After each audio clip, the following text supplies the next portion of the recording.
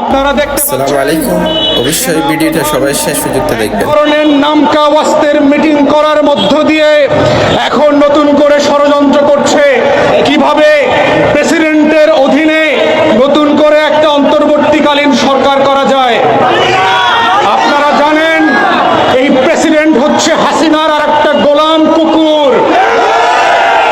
এক কুকুরের বাচ্চা দিয়ে আর এক কুকুরকে স্বাধীন করা যাবে না। আমরা যখন কুকুরকে দেশ ছাড়া করেছি, কুকুরের বংশ সহ উৎখাত করে দেশ ছাড়া করব।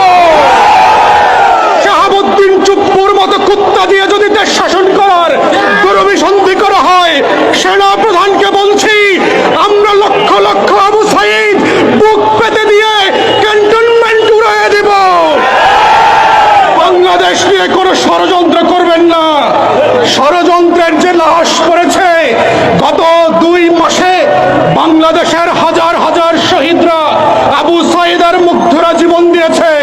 আমরা পরিষ্কার করে বলতে চাই, এই জীবনের বিনিময়ে যেই দিল্লির দাসত্ব থেকে বাংলাদেশকে আজকে আগস্ট মাসে শোককে 16ই ডিসেম্বরের বিজয়ের মাসে পরিণত করেছে, এটা ভুলতে দেওয়া যাবে না।